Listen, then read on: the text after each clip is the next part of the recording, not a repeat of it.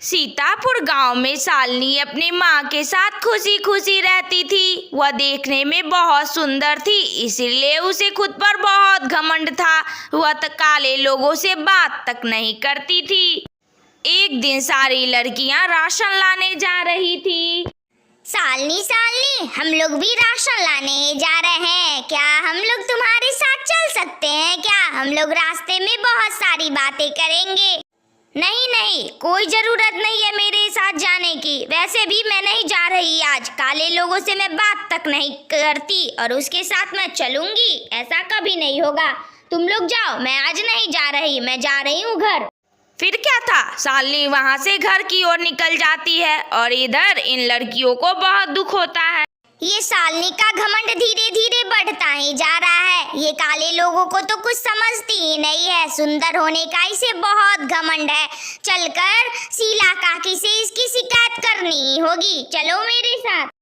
हाँ, सही कहा तूने। चलो शीला काकी से जाकर इसकी शिकायत करते हैं। दोनों लड़कियां शालिनी के घर जाती है शीला काकी से उसकी शिकायत करने। शालिनी की माँ शीला काकी अपने घर के आगे में खड़ी अपनी फसल को देख रही थी। शीला काकी, अरे ओ शीला काकी, सुनती हो? अरे अरे बच्चे, मुझे आवाज दी क्या तुम लोगों ने? हाँ हाँ शीला काकी, शालिनी का घमंड बढ़ता ही जा रहा है। आज उसने मेरा अपमान किया है। मैंने कहा मेरे साथ चलो राशन लाने, तो वह मेरे साथ नहीं गई। आप उसे समझा दो, इतना घमंड ठीक नहीं है। क्या करूं बेटा, इतना समझा समझा कर थक गई, लेकिन उस तो समझती ही नहीं है। सुंदर होने का उसे कितना ही घमंड है। मैं क्या ही करूं, पर मैं समझा दूंगी। तुम लोग उसकी बात का बुरा मत मानना।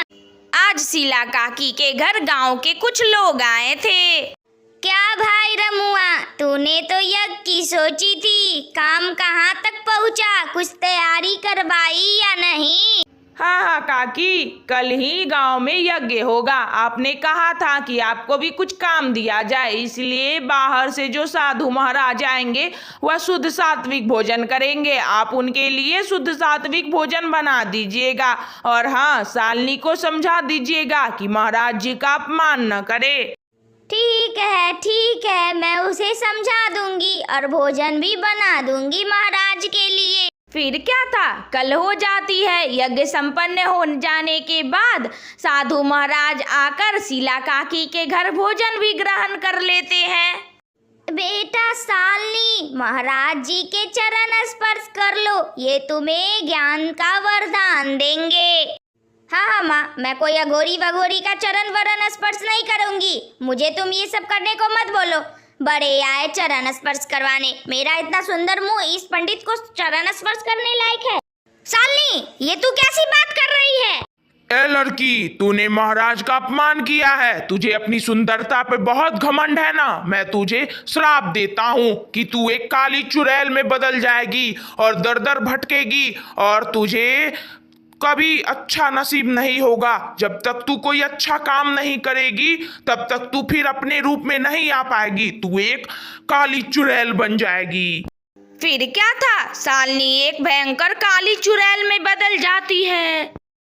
अच्छा हुआ तुम्हारे साथ, तुम्हें बड़ा घमंड था अपनी सुंदरता पर। अब रहो तुम काली चुड़ैल। तुम्हें देखकर तो मेरे गांव के सारे बच्चे डरेंगे, इसलिए तुम्हें गांव छोड़कर जाना ही होगा। भागो, निकलो इस गांव से। शालिनी की काली सूरत को देखकर सारे गांव वाले उसे दुत्कारने लगे और उस पर पत्थर भी बरसाने लगे। ठीक है, मैं चली जाती हूँ। मुझे मत मारो तुम लोग, मैं चली जाती हूँ। फिर क्या, शालिनी चुड़ैल जंगल की ओर निकल पड़ती है। तभी उसे रास्ते में एक राजमहल में राजकुमार दिखता है। उस राजकुमार को एक दूसरी चुड़ैल डरा रही थी और उसे खाने की बात कर रही थी। आहा, जवान राजकुमार के खून पीने को मिलेगा, कितना मजा आएगा। कितने दिनों से मैं कोई नौजवान को नहीं खाई, अभी मैं तुझे मार के खा जाऊंगी राजकुमार।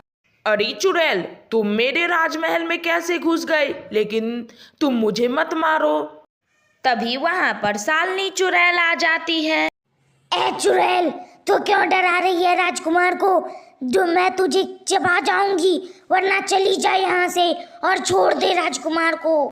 क्यों रे, तू कौन है? लगता है कोई नई चुड़ैल आई है इस एरिया में। तू मुझे जानती नहीं, मैं तुझे कच्चा चबा जाऊंगी। मैं एक श्रापित चुड़ैल हूँ, मेरी शक्ति तुमसे ज्यादा होगी, मैं तुझे मार भी सकती हूँ, इसलिए निकल जा यहाँ से। फिर क्या था, वह चुड़ैल सालनी चुड़ैल को देखकर डर जाती है और वहाँ से भाग जाती है। राजकुमार, अब आपकी जान को कोई खतरा नहीं है, अब आप एकदम सुरक्षित हैं। अच्छा, वो सब छोड़ो। तुमने कहा कि तुम एक श्रापित चुड़ैल हो। मुझे बताओ सारी बातें कि तुम श्रापित चुड़ैल हो कैसे? भला ऐसा क्या हुआ था तुम्हारे साथ जो तुम एक चुड़ैल बन गई? तुम्हारा स्वभाव तो बहुत अच्छा है, तुम तो बहुत अच्छी लड़की लगती हो। मैं बहुत खूबसूरत हुआ करती थी, पर मुझे इस बात का घमंड था। मैंने एक साधु महाराज का अपमान कर दिया, उन्होंने ही मुझे श्राप दे दिया और मैं चुड़ैल बन गई। लेकिन अब मैं अच्छा काम की हूँ, अब मैं फिर से वही सालनी बन जाऊंगी। फिर क्या था, साधु महाराज का श्राप हट गया और देखते ही देखते सालनी फिर से खूबसूरत सालनी बन गई। एक तो तुमने मेरे जान की रक्षा की, ऊपर से मैं तुम्हें देखता ही तुम्हें पसंद करने लगा हूँ और तुमसे विवाह करना चाहता हूँ। बोलो, बनोगे मेरे इस राजमहल की महारानी? बोलो, तुम बहुत सुंदर हो, मुझे तुमसे प्रेम हो गया। फिर क्या था, राजकुमार और सालनी दोनों का विवाह हो जाता है और सालनी महारानी बन जाती है। तो बच्चों, तुम्हें कैसी लगी यह वीडियो? अगर अच्छी लगी हो तो लाइक करो, शेयर करो, कमेंट करो और हाँ, सब्सक्राइब भी कर लेना। कार्टून वाली दीदी तुम्हें रोज नई नई कहानी सुनाया करेगी। Thank you.